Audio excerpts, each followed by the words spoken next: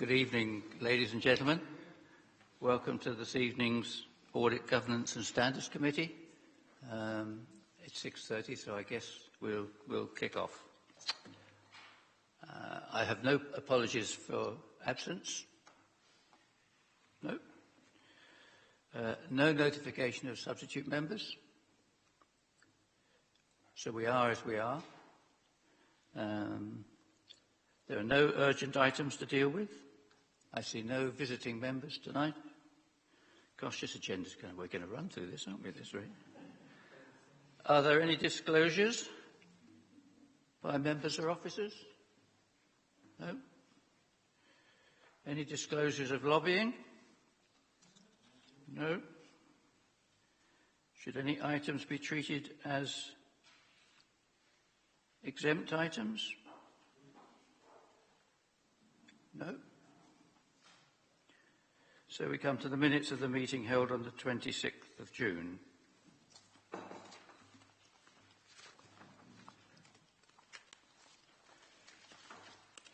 If we can approve those, starting at it's page 1 in your reports pack. Page 2. Page 3. 4. I'm assuming you've all read these, ladies and gentlemen. Page 5. Page 6.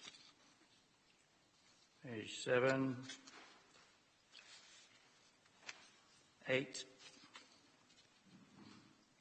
9. 10. 11.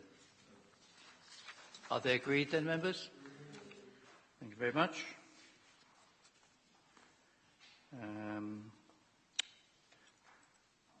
I see we have no petitions this evening, and there are no questions and answers from members of the public.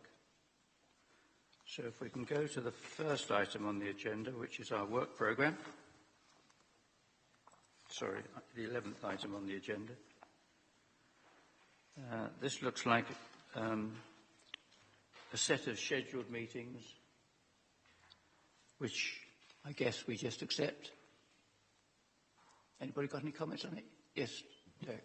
Well, it seems like you've got an awful lot in November, but I take it that's got to be, is it? Would you like to comment on that?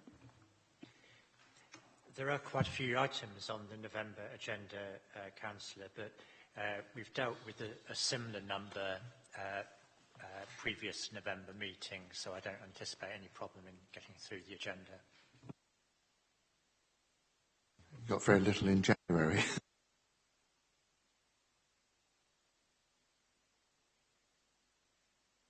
I'm sure we'll manage, Derek. Okay, moving on, agenda item 12. Perhaps I can ask Georgia Hawkes to run us through this.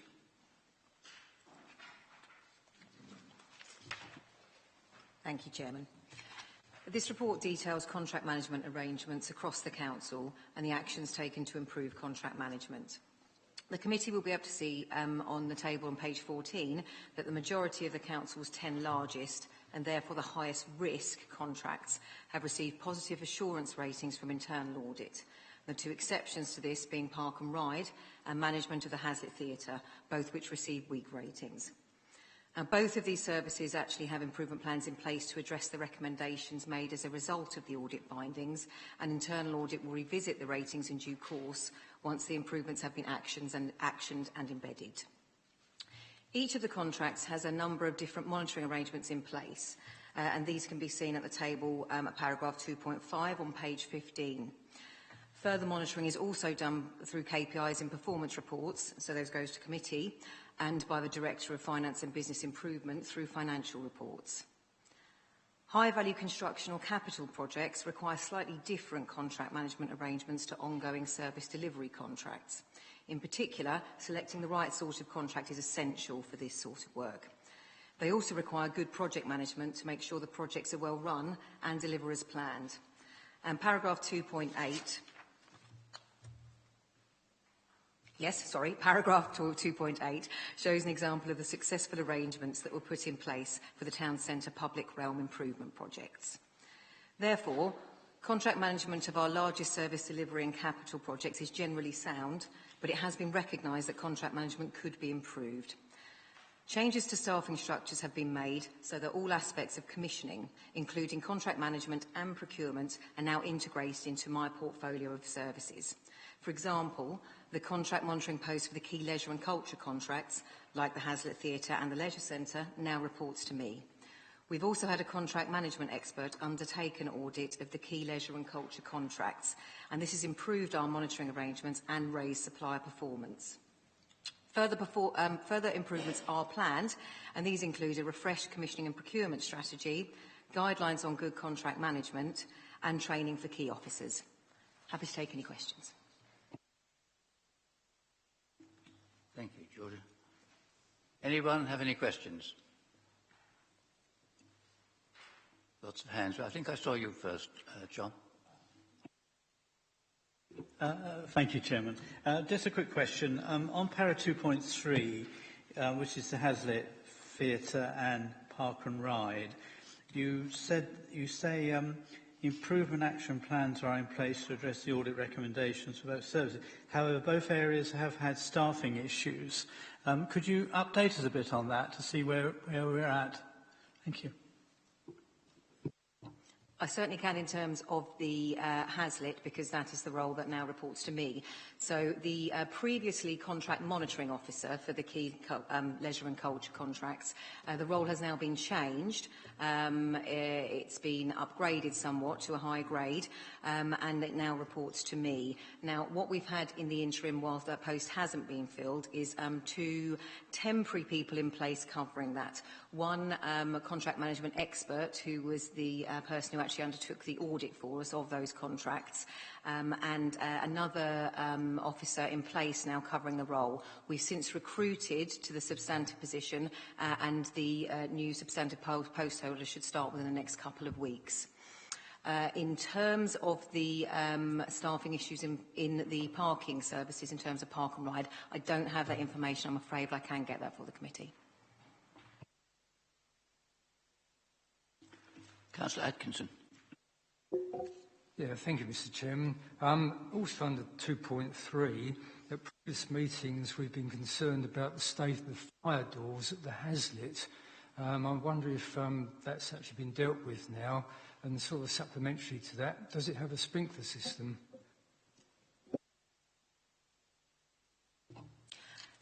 There's been a lot of good progress actually made on the fire doors at the Hazlitt. One of the key things that the expert was able to do when they were in post was to actually go through the fire risk assessment with the suppliers of the service at the Hazlitt. Now, I believe there's only one item outstanding now, but I suggest I get the full picture on that and report that back to committee. In terms of a sprinkler system, I don't know, I'm afraid. I don't believe so. I would need to double check and report that back. Could you perhaps just email the members of the committee with your response on those 2 points? Of course, yes. Mr. Calling. Thank you very much. Do you view, in the table on page 14, do you view contract durations of, looks like 10, 15, 20, 10 years for the top 4, do you view that as good practice? Sorry. I think each contract has to be judged on its merits. There are obviously pluses, there are positives, and sometimes there are minuses to taking out long contract terms. The pluses being that you can work in partnership much more easily with a contract you have in place for a long period of time. It's much more of a partnership, and improvements can be made and more investment can be made. Also, there's the element that it tends to be cheaper if you contract with a supplier for a long period of time. Of course, that sometimes the flip side of that can be a bit difficult if there are issues with the contract, but for all of our contracts there are quite clear procedures in place for action to be taken if there is a problem with performance of the contractor. I think probably in these cases, with them being such large contracts, I would say that those would be around about right for contracts of this sort of magnitude.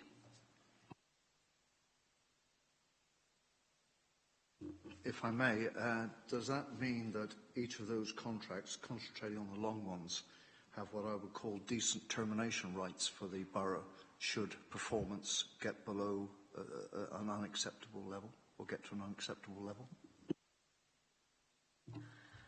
I'm not an expert on all of the contracts, unfortunately, but I can say that each one of those contracts will have an element of a contract that deals with performance of the contract, default notices and termination as required. So do tell me when you've heard enough from me. The important thing in service contracts, and I appreciate fundamentally the difference between service contracts and one-off projects. The important thing with service contracts is to define, please, tell you how to suck eggs, I'm sure, is to define what you want and to define various measures to judge whether you're getting what you want, and those service levels are then used to judge whether or not the contract is being performed and what the appeal rights, termination rights should be. Have you had time yet, please, I don't know how long you've been on board, to review all of these top 10, shall we say, in terms of their measurability and whether or not those measures are reported on in the KPIs and at service review meetings? Do you think the borough has got, and this is not a matter of audit, an audit is a periodic event within a service contract. Have you yet had time to digest whether the borough has got sufficient measures and insight and monitoring regimes to actually say with confidence these contracts are delivering what we want, and if not, we've got measures in place, mechanisms in place, and ultimately termination rights to cure it? Thank you. I haven't been through all the contracts, no. Did you say that you're in the process of recruiting a contracts manager? And would that be one of his tasks? We've recruited to the substantive post of the Contracts and Compliance Officer for the leisure and culture contracts. Now, one of their tasks, their most immediate tasks when they come into the council, will be to familiarise themselves with the contracts for the Leisure Centre, the Hazlitt, Kent Life and the Coptree Golf Course. Now, that is the contracts that they are monitoring. Those are the contracts they'll be familiar with. In terms of the other contracts, they are monitored and managed by different service areas. It doesn't mean to say that there isn't the possibility for improvement, and I think that fits in with the good practice guidelines and the refreshed commissioning and procurement strategy that are planned for later on this year. So when you say planning later this year, when will we expect to have visibility of that in draft form? Is it on the forward plan, I think?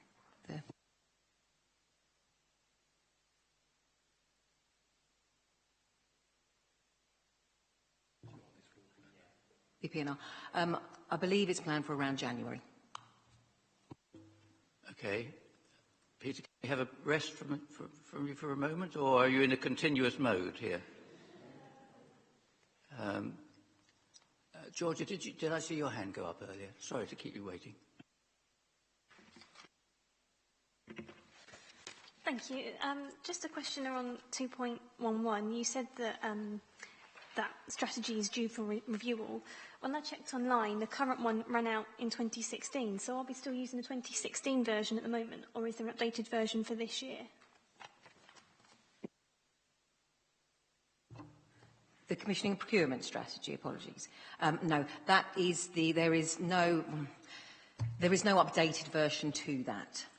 That is the one that's currently in existence, and a new version is currently being worked on. So the one that's on the website is the most up-to-date one.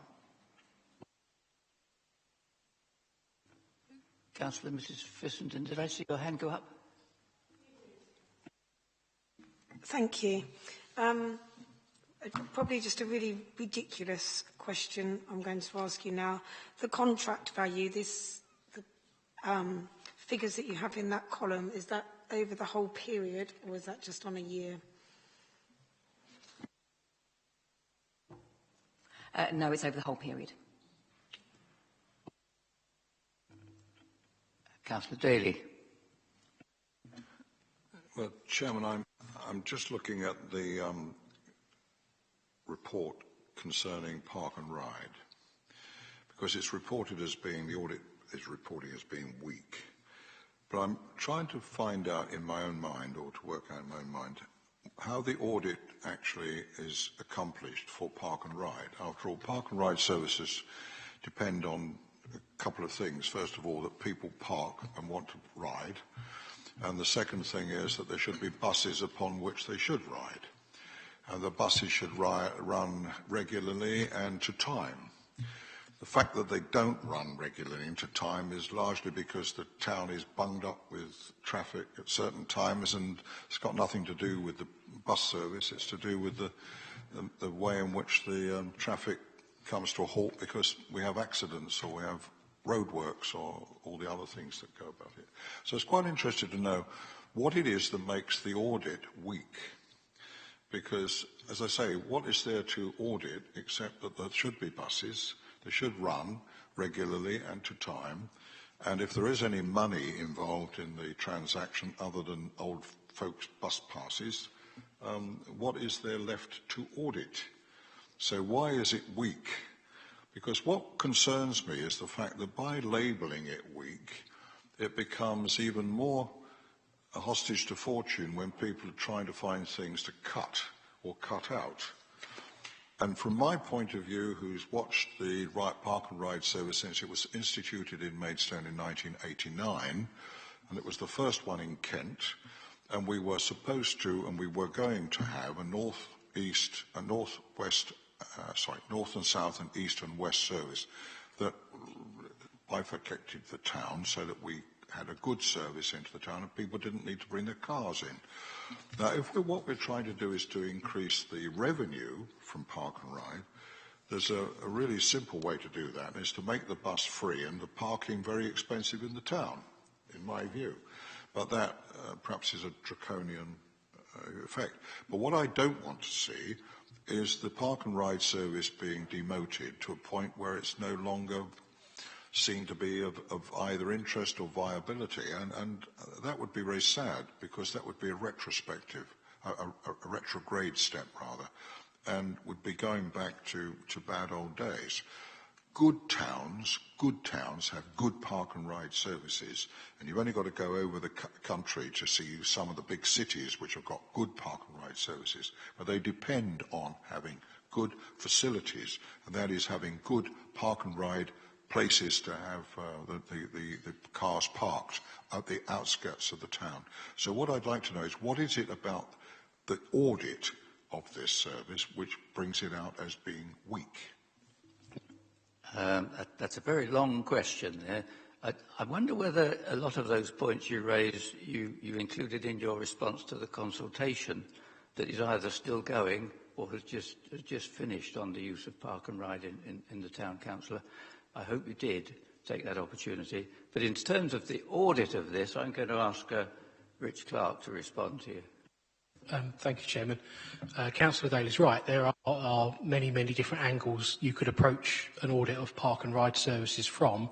The one that we approached it from was to examine it as an audit of contract management, in that the council has a contract with the provider with various levers and means to exercise control over the operation of that contract. I'd be happy to circulate the full report, but as a very brief summary of it, we found that while the contract itself contained a number of means by which the council could exercise performance management, the council was not effectively using those means, and so was not obtaining and using the information that it could do to help satisfy itself that the contract was being run in accordance with the council's wishes. Well, Chairman, is that not something that we should address? Well, you'll recall that this initiative of focusing on the way we manage our contracts came from this committee, principally because of the incident that arose at the Hazlitt Theatre. I'm encouraged that officers have responded to that and are setting up a structure in place and are recruiting for that purpose. And I'm hopeful, and I'm looking at officers as I say this, that these matters will get addressed in the, when I say fullness of time, I'm not kicking it into the long grass by any means.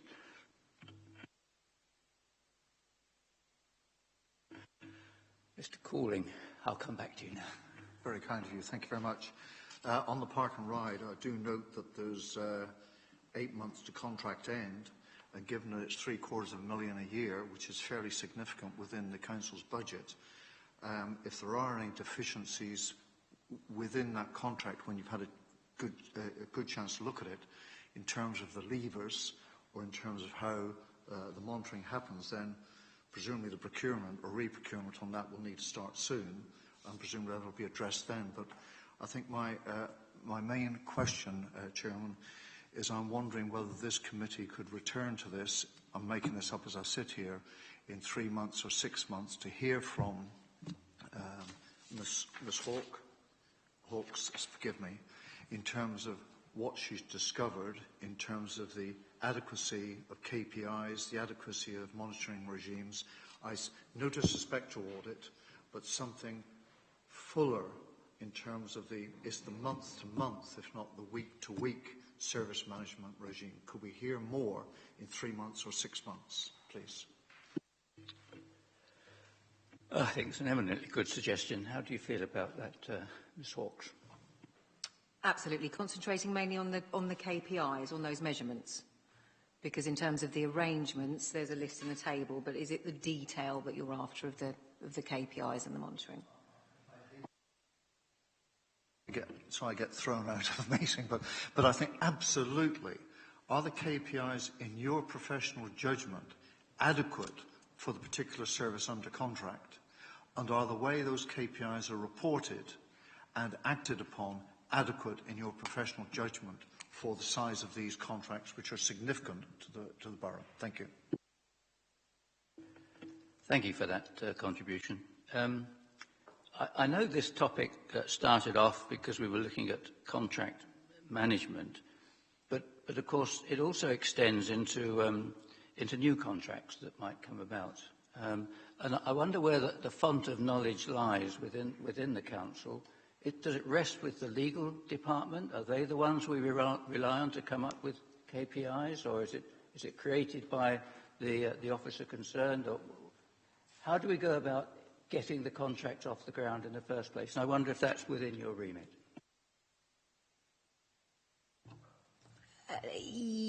Yes and no. Yes, to ensure good practice, but in terms of the actual doing, normally not, because the contracts sit with and are managed by and are monitored, other than the leisure and culture, by the different service areas. Now, in terms of using an example for something like Cobtree Golf Course, for example, which is a fairly new contract for us, we're currently going through the process of putting KPIs in place, and we're basing them on the measurements of what is in the contract, what is good performance, and they will be agreed with the contractor. But and the service area is currently working with the policy and information team and with the contractor to agree a good set of KPIs. In terms of professional expertise in KPIs, the policy and information team are the ones who have that, hence why they're involved. And where does the policy and information team reside? In terms of structure, so it's a team that reports to Angela Woodhouse, and it's headed by Anna Collier, who brings the performance reports.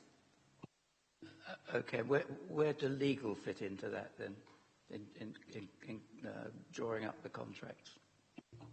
Legal draw up the contracts, but the service and are involved in looking at the KPIs, but the service areas will have the best understanding of the service provided to make the suggestions on the KPIs, but legal will ensure that those are reflected well in the contract.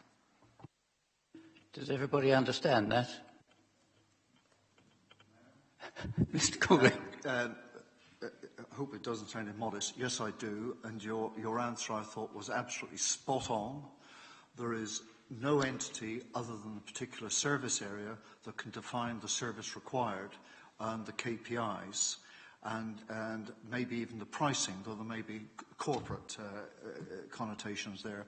But typically legal do the terms and conditions and then make sure that the schedules incorporating service definitions, service levels and so on will actually stand legal test if there's a contest. But your answer is spot on. The service areas cannot escape the requirement upon them to define what they want, to what standard, and they should be responsible for monitoring. Thank you. Jolly good. Well, if we go to what we're being asked to do on page 13 of the pack, we are asked to note the progress in implementing good practice in contract management. We agree on that, no doubt. And we look forward to having further feedback from you at some future meeting. Thank you for that, Georgia.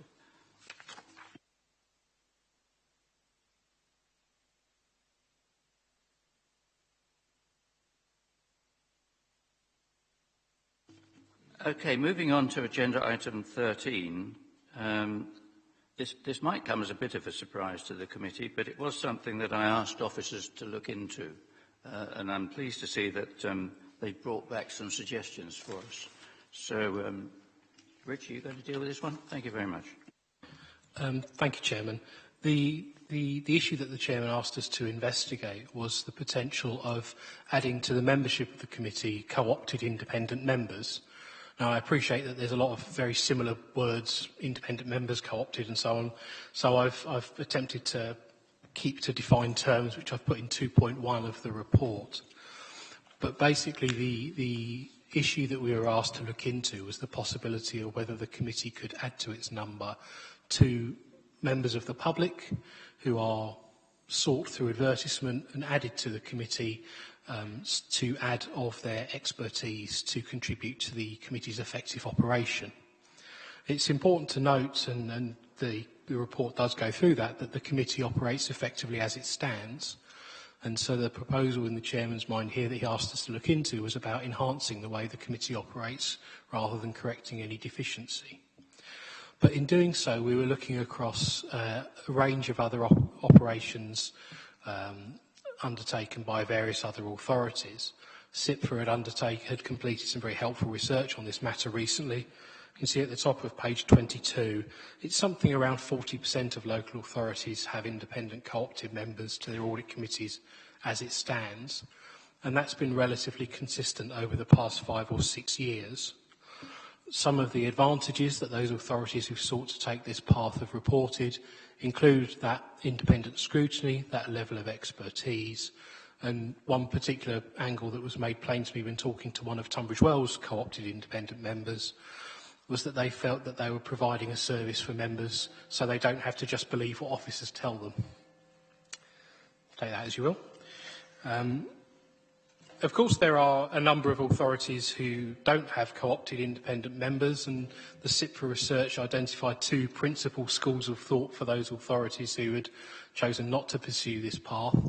One, philosophical, where those members felt very strongly that it was their responsibility to undertake that kind of scrutiny, and so they didn't wish to bring others on board because they felt it was their task to complete. And the more practical and prosaic challenge which faced a number of authorities in being unable to recruit anybody to fill these roles, which was particularly acute for those authorities who sought to fill the roles with volunteers. Those authorities in our research that have been successful in bringing those kind of skills into their committee have typically paid people to do so. The amount varies. Say Tunbridge Wells is around £800 per year. Other authorities up to 1,000 or slightly over. And the thinking there is that the payment has, whilst being helpful to the applicants of and by itself, also recognises a degree of commitment on both sides, both on the authority that it will seek to fill this role and will give it appropriate status and training, but also for the individual who attends, that there's an expectation of their professionalism and attendance. So weighing up those options, the recommendation that we come to in the paper is that the council seeks to appoint 2 co-opted independent members. It's a common number, as shown by the research, for authorities to seek to recruit, providing a degree of resilience and at least a couple of different perspectives, without overwhelming the committee as it stands. So the paper makes that recommendation and sets out the constitutional amendment that would be necessary to make that happen. I am indebted to Eddie Tunnicliffe for bringing to my attention earlier on that the constitutional amendment at 4.4 ought to say in the second line 2 non-voting parish councillors. This is not a paper that seeks to change the voting arrangements. And also noting that whilst it suggests that the earliest that this amendment could go to council would be the meeting of the 27th of September, there's no urgency to this matter. And so if members do wish to pursue it, the proposed amendment could go to the council perhaps in December. The detail of precisely what the role would cover and what it would be paid, the paper's recommendation to members is that they delegate that to the chairman working alongside the Director of Finance and Business Improvement with appropriate contributions from myself when needed and from the Head of Shared HR Services to bring about bringing co-opted independent members on board. I'm happy to take any questions. So there is research papers beyond this, and I've obviously got some familiarity with similar models that have worked elsewhere. So I'm happy to offer members my own thoughts on this and to answer any questions alongside others. Thank you, Rich. Councillor Perry. Thank you, Chairman, and thank you, Rich. I'm afraid I'm a sceptic on this. And I ask myself, why do we need 2 independent members? We've got internal audit, does a very good job. We have very esteemed external auditors who advise us. We are elected members and we take our responsibilities very seriously. Some of us are chartered accountants sitting around here, so we do understand what's going on. And how on earth are you going to recruit these people? I mean, I saw the pay rates, wasn't terribly impressed, I have to say. And I can't see what they're going to achieve. Why do we need more independent advice? We're an independent committee, as I said, we're elected members. We have a lot of advice, very good advice that's coming across. I just think it complicates the whole thing. And I'm afraid I'm not in favour of it at all, quite frankly. And I noticed that over 55% of councils agree with me by the looks of it. Thank you. Well, so that 55% also would include those who would if they could, an uncertain proportion. Well, precisely. But no, they're all fair points, and very much this is put to members for discussion and proposal, and ultimately it will be the decision of members of whether to proceed or not.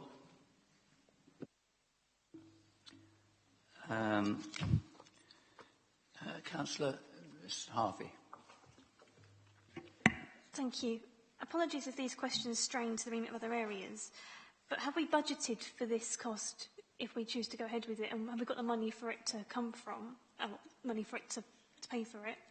And where will we advertise for people? Have we got an idea of where we're going to try and recruit people from?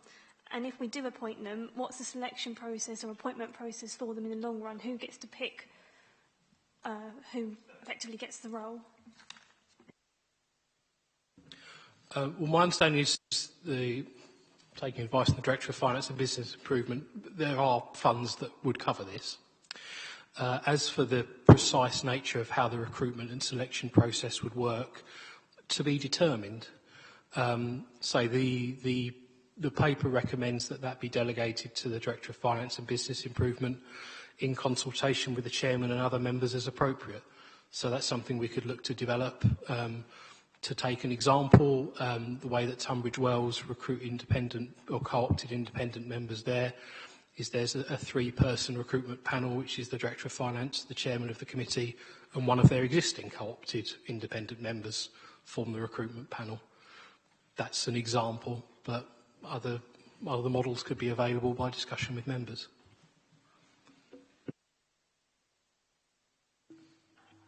Councillor Daly.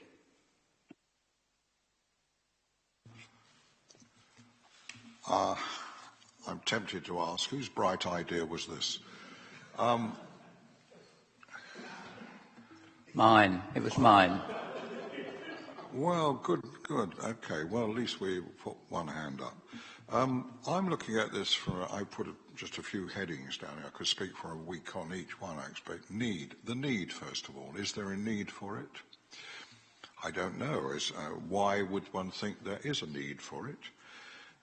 Then there's the extra cost of doing it when we're looking to cut down costs everywhere else. We're talking about frontline services being cut away. This is not a cost I would have thought that we needed to add to our burden at the moment when we're looking at all the other things we're doing. And then I look at the three headings: how, who, and why. How will we recruit the people that you want to come on here? Who will they be?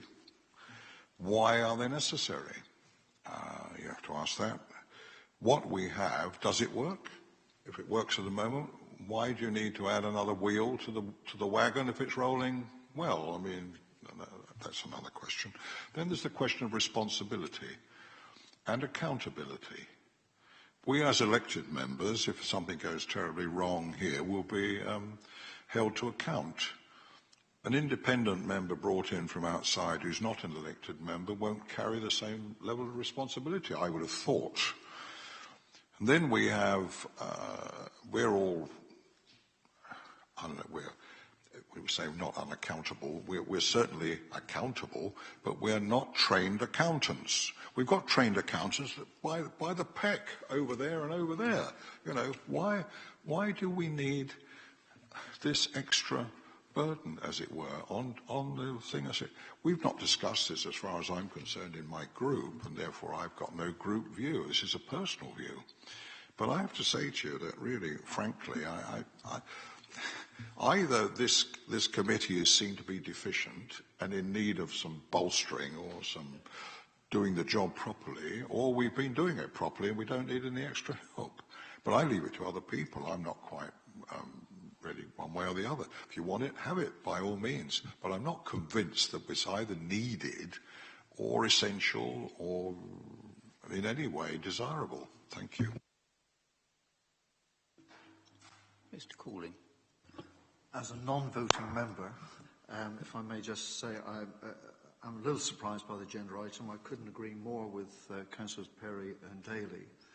I think NBC, and with my parish hat on, yes, I do have lots of discussions with borough officers, not always easy, but I think the level of professionalism I've heard at this meeting from the finance and audit area give me, personally, I'm not accountable as you say, but a lot of comfort, and our external the external auditors. So I don't see the role, and it strikes me there are enough independently minded members on this committee who actually research, think about it, and speak their mind. So from the outside as a non-voter, I'd be highly surprised if you went for this. You need to have confidence in what you as members can do, and I think you can, and in the officers that you've indirectly perhaps recruited. As a non-voter, I don't see the need. Do I have any other input? I'm reminded of the words that, who was that Defence Secretary of State? Rumbold, was it? Said about the Iraq war. You know, there are the known knowns, there are the known unknowns, and there are the unknown unknowns. And I would suggest that you give some thought to the unknown unknowns in deciding whether you want to seek a different opinion on the way that the council runs its accounts. If you want justification for why I had suggested we got advice from the officers on this, and I would say to you, they have very willingly brought this paper to the committee for you to consider. I doubt they would have done that if they thought it was completely unnecessary. You could argue, of course, they wouldn't have done it either if they had anything to hide. but I'm sure they don't. So I leave you with that thought. I don't want to impress this on you. I don't even think we need to vote on it unless you would like to vote on it. Perhaps we should. Shall we vote on whether we should have a vote?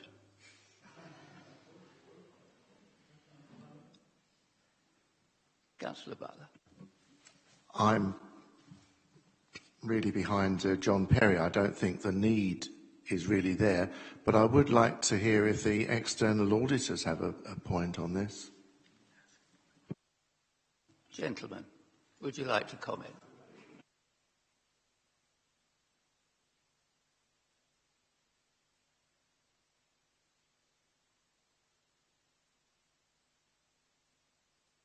For its audit committee, so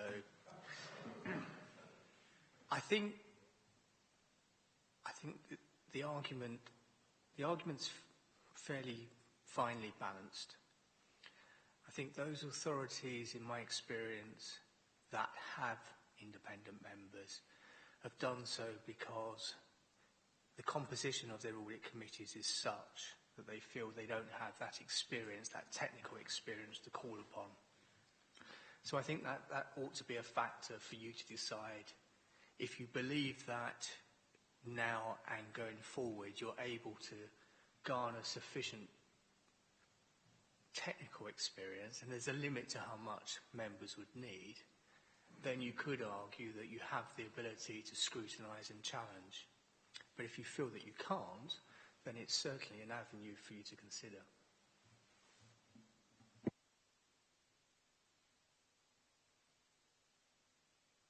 Okay, well, let's ask ourselves whether we want the officers to pursue this any further or not.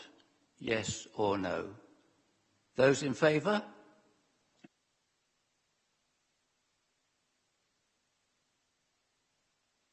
Those against? Looks like we've lost that one, boys.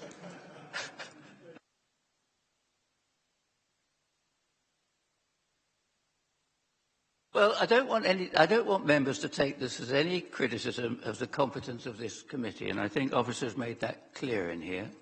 But neither are we perfect. So we'll leave it at that. Thank you.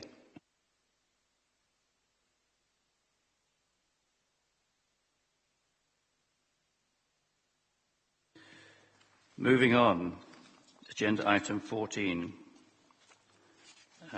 The updated risk assessment strategy. The budget strategy. Are you dealing with this one? Thank you, Mr. Chairman. You've asked me over recent meetings to bring updates on how we perceive the risks to our budget strategy, and this is the latest of those updates. There aren't a lot of changes to the risk assessment that's set out in this report as compared with the one that I brought at your last meeting. We still have a red risk around the future of government funding arrangements for local government. We haven't learned an awful lot since the summer. The only development that is worth noting is that the government has decided to go ahead and invite authorities to apply to become pilots for 100% business rates retention. At one point it looked as though the whole idea of 100% business rates retention had been shelved, but the fact they're now looking for pilots would indicate that actually that is still a policy of government, and it's something that we should welcome because it, on the face of it, gives greater autonomy to local authorities. But generally, I think there's still a lot of uncertainty about our funding, hence keeping that risk as red. There's a couple of risks that I've downgraded a bit compared with last time. There was one about income levels, and although we will have an income shortfall from planning fees because of the delay in allowing us to increase planning fees, we're confident that we can manage without that income now by reducing expenditure by a corresponding amount. Although it's not good that we're deprived of that source of income for the time being, we can manage it. And also, so far as income is concerned, and this relates to the risk about commercial activities, as the year has gone by, we've been able to be a bit more confident about commercial activities generating the budgeted levels of income. So, for example, the Moat Park Cafe, which was performing very poorly last year, is now running at budgeted levels of income. So that risk has been downgraded as well. In general, so far as the budget position is concerned, we're now about to go into the next round of annual budget setting. There's a medium-term financial strategy that's going to council later this month, and officers will be starting work on developing budget proposals, and that will respond to the risks that are outlined in this report. And if members wish, I will continue to keep you updated in this way on our assessment of the risks around the budget process. Thank you. Yes, Derek. Excuse me. Thank you, Chairman. Are there any risks involved with planning appeals? Is there enough contingency? Certainly, Councillor Butler, it's an area that was flagged up in the budget monitoring report to SPS&T committee last week. At the moment, we're projecting a 200,000 budget overspend in relation to appeals, but it's an area where we really can't be certain what the outcome will be. There's so many uncertainties. So that's picked up to an extent in this report, in that there's a risk A, failure to contain expenditure within agreed budgets, which is amber. And if you're saying, well, should that amber go to a red, I think it's something that we all keep under review, but at the moment I don't think it's into the red territory yet. Councillor Perry. Thank you. An observation, or a question actually. The public pay cap has been 1%. If that changes, will that have an effect on the risk and the budget as future budget assumptions? Certainly, Councillor Perry, it's something that we'll have to take account of in our budget projections, and in the medium-term financial strategy that you're seeing at Council later this month, we made some assumptions about inflation. We'll need to keep those under review. It's interesting to note that the government has just published a technical consultation on the council tax referendum limit, and they still seem to be saying that the limit will be 2%. And of course, if inflation goes above that, then that's definitely going to create pressures. So we could be faced with increasing expenditure, but without the opportunity to increase our income correspondingly.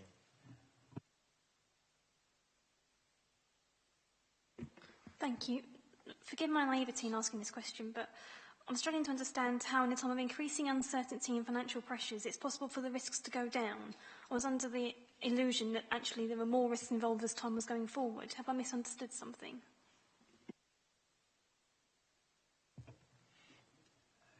Councillor Harvey, were you referring to my comparison of the risks in this report as compared with the last report?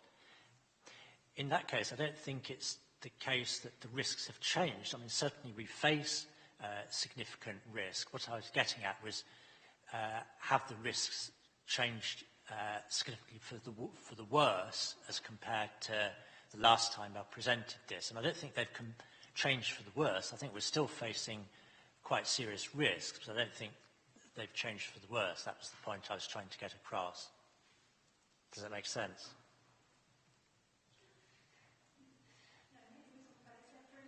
Okay, I'm happy to.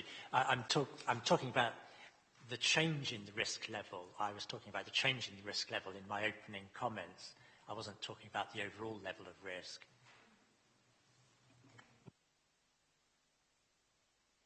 Chairman, if I may say, I think it's a very readable report. I think it sets out very clearly exactly what we have to face in the next 18 months or 2 years, certainly. Looking at all the various risks which are set down, I mean, we think we've got them all, don't we? But I was just wondering, in fact, whether it's something we dare not speak in public, and that is the fact that the government may yet still renege on any promise that they've made in the past concerning business rate retention. I mean, that, to me, is a real risk and a high risk, because without the level of business rates retention that we were promised, I think we could be in serious trouble, because the RSG is going to disappear altogether, and we are going to be left with what we are given as a crumb from the table, if you like. So it's not down here as a risk, but I suspect, as I say, that you wouldn't dare put it in there and get away with it.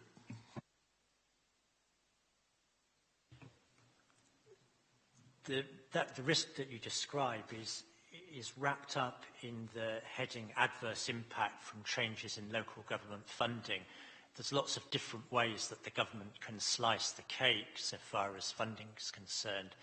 For example, not only are they removing revenue support grant, but also in 2019-20, we'll, if plans continue as envisaged at present, we'll have basically what's a negative revenue support grant. We'll be having to pay money back to the government. So there's lots of ways that we could be affected, not just changes in business rates retention, and that I've tried to reflect that by making that a red risk. Glad to hear there's a code in work, in practice. Wrapped up, you said. I think it's wonderful. Thank you very much indeed. Thank you.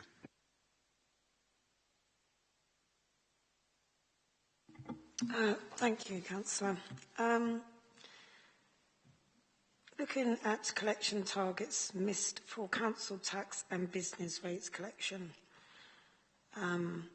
more resources are being put into business rates collection as it is considered there is scope for improvement in this area.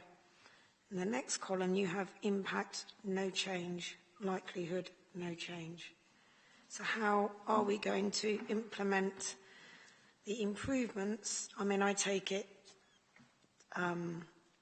people are not paying council tax, or business rates are not being collected, or are there too many empty premises where the business rates are not being funded. What is, surely there should be an impact or a change made.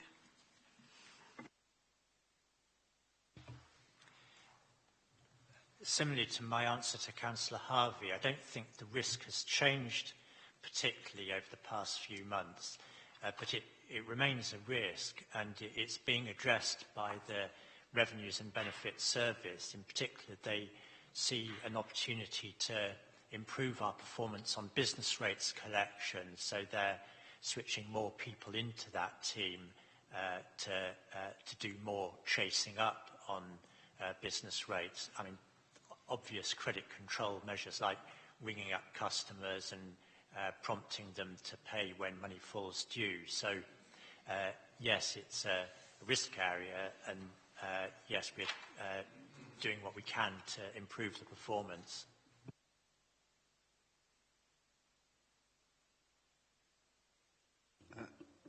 Thank you. On risk M, this is the Kent business rates pool. I'm sure I don't fully understand it, but with an increase from 5.1 to 7.5, and I don't know what proportion of that comes to us. But again, I would echo, I'm surprised that there isn't an impact, a beneficial impact. The risk is the descriptor, but it looks as if this has actually come good and should have a positive impact on the budget.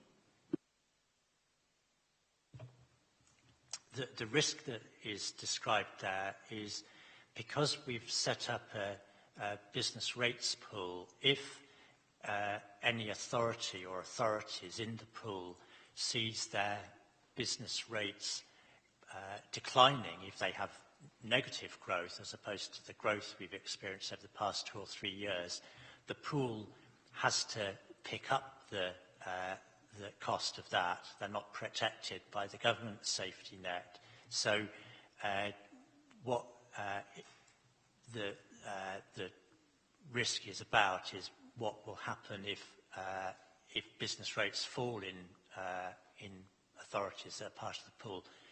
Actually, the pool members are continuing to see growth in business rates, so it's not that serious a risk at the moment.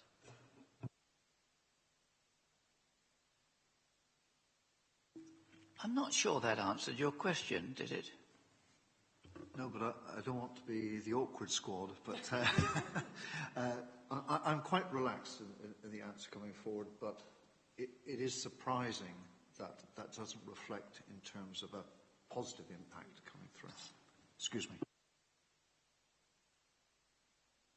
Okay. Yes, Derek. Thank you, Chairman. This may not be a risk, but there might be some implications if the local plan isn't approved. Would there be any potential risk there?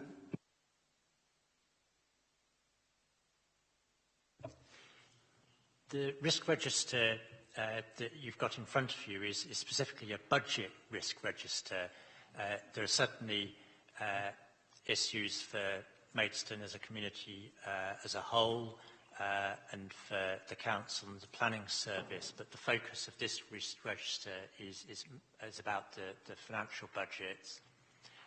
You could argue that longer term changes to number of homes or businesses that get planning permission could feed through to our council tax or business rates income, but it's more of a long-term thing. Okay. No other questions? Right. So we're being asked to note the updated risk assessment of the budget strategy provided at Appendix A. Members, is that noted? Thank you very much. Let's move on.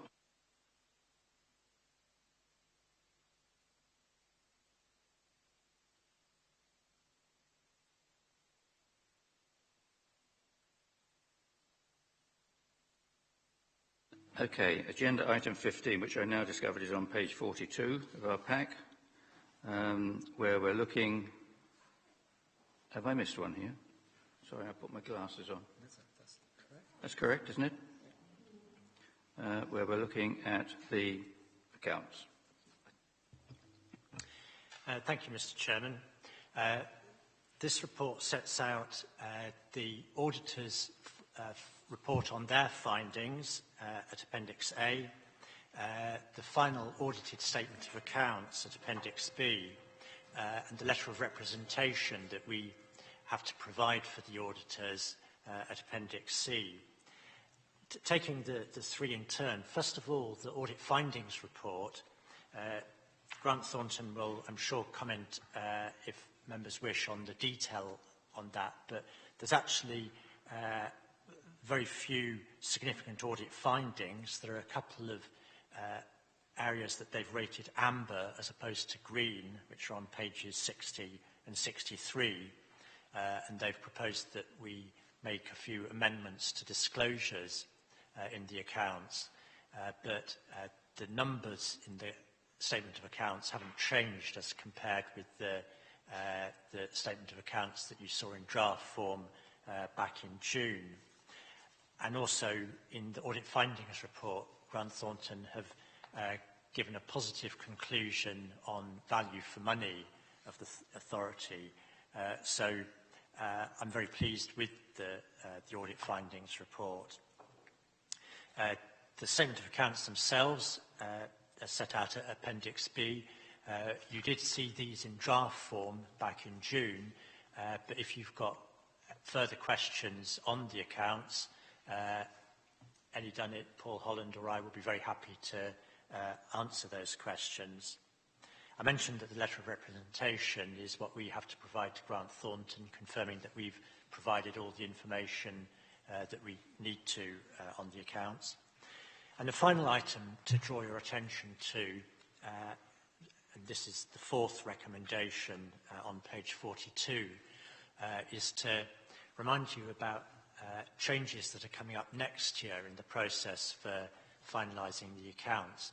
Next year, we need to have provided draft accounts by the end of May, and the auditors need to have completed their work and the accounts signed off by the end of July. Now, until now, we have brought draft accounts to this committee in June.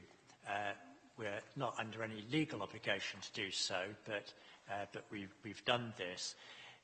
Next year, because we have to provide draft accounts by the end of May, from a practical point of view, it would be quite difficult to bring the accounts to a committee. We have our annual council meeting in May, and audit committee meetings aren't scheduled to start until June. We did discuss this in the training session before this meeting, and it was suggested that we could provide the accounts to members, not in a formal meeting like this, but by sending them to you and offering you the opportunity to comment on the draft in advance of the end of May as a possible solution to the situation that is outlined here. So we're asking you just to note the proposed approach for the future, which is that the accounts won't be brought in draft form to the committee. Obviously, you will get the chance to see the final version of the accounts before they're completed in July next year. So, happy to take any questions on any of the matters that I've talked about. And we've got Darren Wells and Matt Dean here from Grant Thornton, who will also be able to answer questions as necessary. Thank you. Members, any questions? Yes, Councillor Harvey.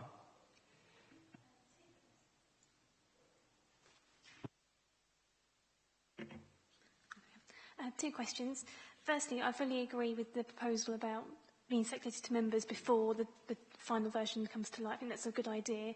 Do we need to formalise that process, or is it all right just to note that in the rest of the report? And secondly, under 1.2, the first line twice says about unqualified opinion and unqualified value for money conclusion. Am I misunderstanding the use of unqualified? But why would we ask an external auditor that's not qualified to give an opinion on something?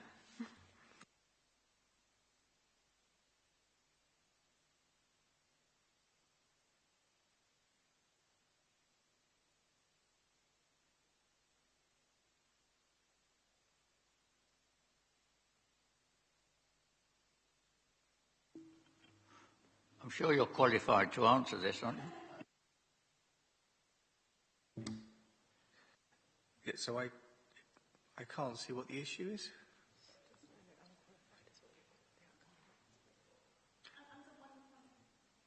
Two. Oh. Under 1.2, the first line says, the external auditor intends to issue an unqualified opinion on the 2016-17 statement of accounts. Maybe I'm misunderstanding it, but why would we have an unqualified opinion from an external auditor? If we didn't want a qualified opinion, why would we go to an external auditor to start with?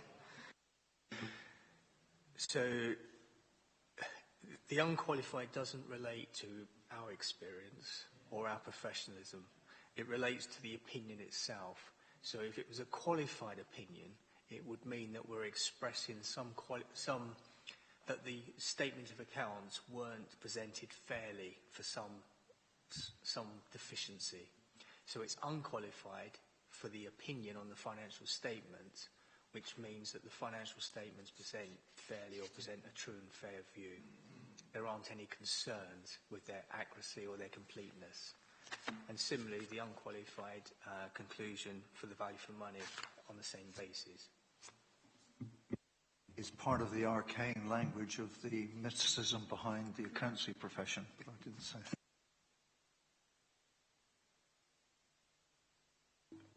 Councillor Daly. No, just a question on formality, really, more than anything else. The changes that are noted in here and the way these are produced. Whilst I appreciate the fact that we will, as it were, look at the accounts in July and in our usual way, talk to each other for 10 minutes and say how well it was all done, and everybody will go away happy. I'm not quite sure whether it's a good idea to publish it in May for the general public to have a look at. Mind you, there won't be a clamour. Well, there never is a clamour, is there? I mean, we know that. Is it just because we're being open and above board and clear and transparent and all the other wonderful euphemisms? Basically, because it hasn't happened yet, but there just might be a hiccup between May the 31st and July. And I'm just wondering whether it's a good idea to, as it were, take all our clothes off in public in May when we might be needing a fig leaf in July. Actually, Councillor Daly, that's no different from what we do at the moment when we publish the draft accounts in June. It's bringing it forward by a month.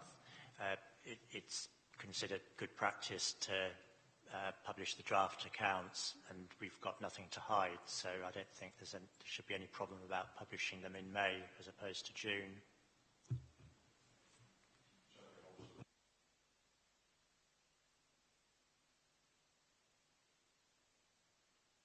Thank you. While there's no legal requirement, the NBC Constitution says that this committee should review and approve the annual statement of accounts, etc., etc., and whether there are concerns arising from it.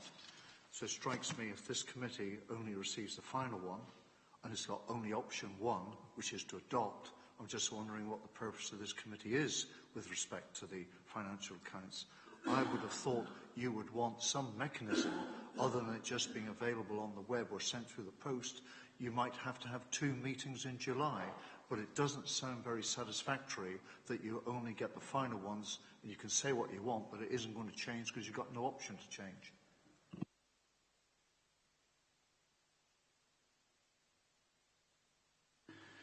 We did discuss this very point. We had a session before the meeting going through the format of the accounts, and that point was raised.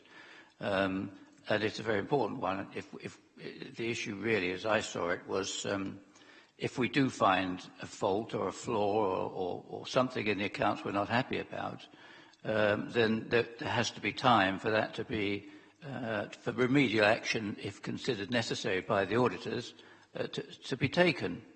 The suggested approach, there's no reason why we shouldn't be able to hold, and the difficulty is in timing a formal audit committee meeting within the constraints now being imposed on us. May is a bad time for having a formal meeting because we're not quite sure of the structure of the committee until after the first council meeting of the year. The suggestion is that we could well hold an informal meeting amongst ourselves as an audit committee, and we can have an open discussion on the accounts at that stage. It'll be an expedient way of addressing this issue.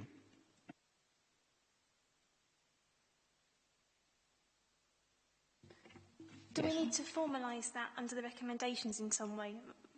I don't know if that's needed, but do we need to put, after it's noted, with the assurance that the committee will receive a draft copy of this circulated going forward? Can you include that in the minutes for us, so it's noted? Is that all right? If I'm in the chair at the time, I'll make sure it happens.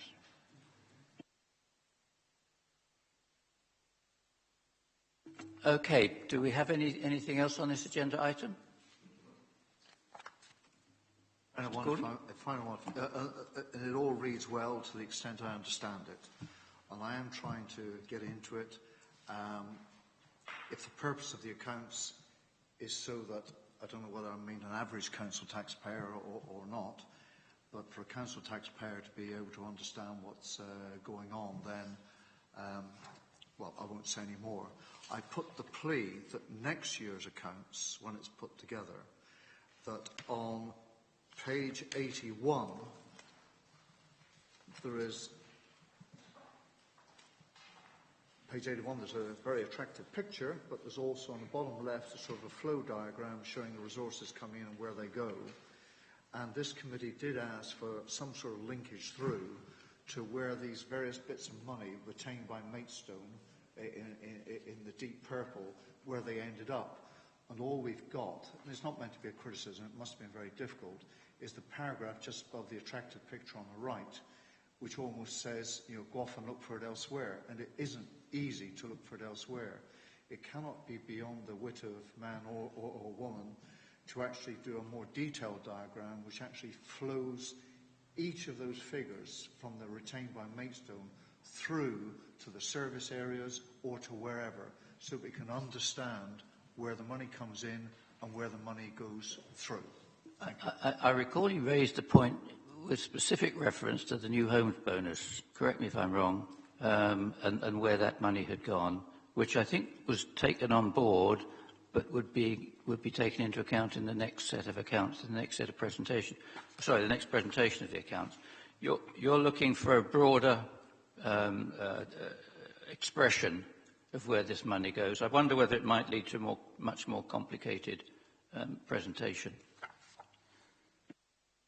I'd be highly surprised if it did, because the experts and the software must take this income when it comes in and must put it into various packets all around the borough. I'm thinking purely of the presentation and the pressures to simplify the presentation of the accounts here. But on the contrary, I would have thought, well, use the expression picture in 1,000 words, etc. I would have thought page of A4, which actually flowed that diagram out into service areas, or where are the, I don't mean the pockets, but where are the budgets that they go into. At the moment, I cannot follow it through, but I probably haven't spent enough time because I haven't quite given up the will to live, but I will get through it somehow. I do sympathise with you, Councillor Cooling, and I think maybe the answer, because we've shown the income graphically, as you've mentioned, perhaps the answer would be to show the expenditure graphically in the same way. The figures are set out in the comprehensive income and expenditure statement on page 86, but I agree that to provide a kind of user-friendly way of showing that information, we could do something with expenditure in the same way as we've done with income. Be happy to consider that for next year. If I may, Mark, and I think that's very helpful, it is the linkage through from one to the other, and you cannot please tell me that I'm making this up as I sit here, the revenue support grant of 0.9. Do you just have one bit, it all flows into one big pot, or are some of those boxes earmarked, for instance, for any social payments? Are they earmarked, or is there one big pot all in and goes out wherever you wish? As you may know, the majority of our income goes into what's called the general fund. It's not hypothecated in the way that you suggest. So you can't say, oh, of that RSG of £1 million or whatever it is, it goes into exactly these services. It all goes into the general fund, and then it's spent as set out on page 86 across the different services of the council. With the exception of the new homes bonus, which this council took the decision to keep as a capital reserve for investment in particular community assets or community useful assets. And that's why I remind you that was why that came out of that earlier discussion. I think you're absolutely correct.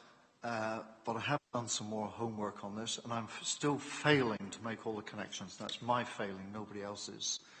But I'm just saying that if you could actually put on here your second bit then, which is the expenditure out of the general fund or out of this, that and the other, and make it a single page of A4, in at the top and out at the bottom, that would be extremely helpful. But agreed, the new homes bonus is particularly, I think, a sensitive one, given its origin for this borough and what it's being used for.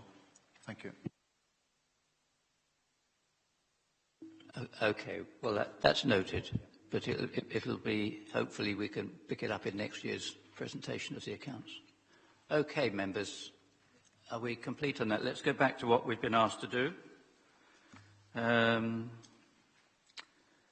We note the external auditor's findings report. And by the way, let me just take this opportunity to thank the auditors for their endeavours this year. We note there was only one shortfall or shortcoming regarding our valuation of plant and equipment, which has been rectified, I believe, in the accounts. So thank you once again for your endeavours, much appreciated, and your tolerance of our queries and inquiries.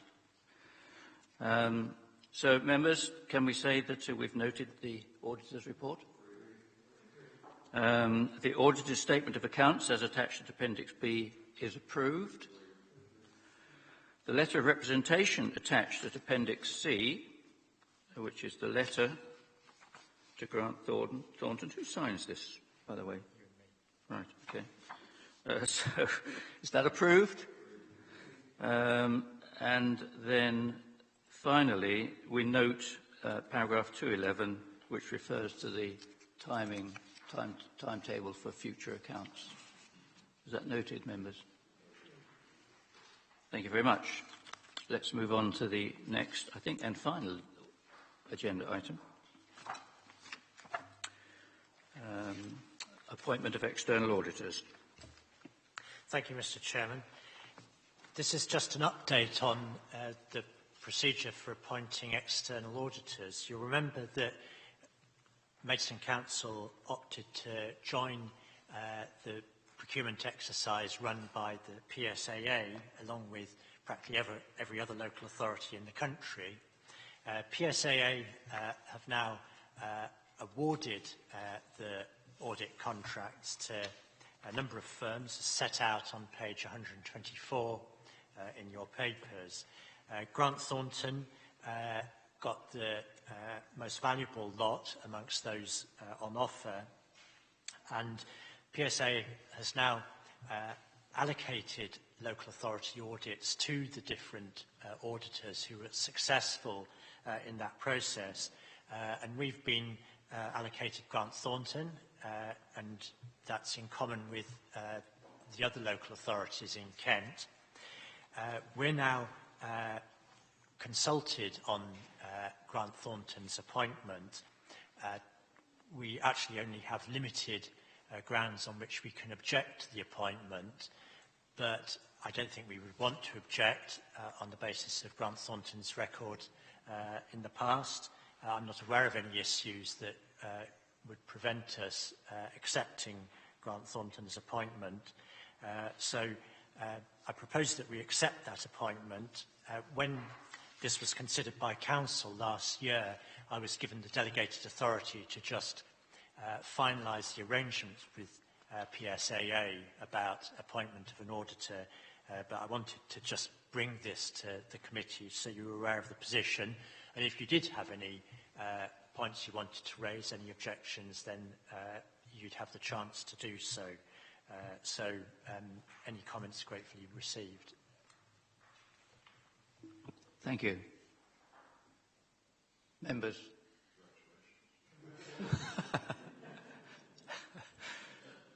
I take that as noted then, which is what we're asked to do. Note the proposal of PSAA for Grant Thornton to continue as the Council's external auditor. Noted? Noted, thank you. And note that the Director of Finance and Business Improvement will respond to PSSA's consultation, taking into account a distinct lack of comments by the look of it from members here today. Is that noted? Thank you very much. Good. Well, thanks for your attendance tonight. Thank you to our auditors for coming, for the officers' hard work in producing this set of papers, and for the Chief Accountant. Probably got the title wrong there, have I? Head of Finance. Head of Finance. Sorry, Ellie, for preparing them. And I'll close the meeting. Thank you.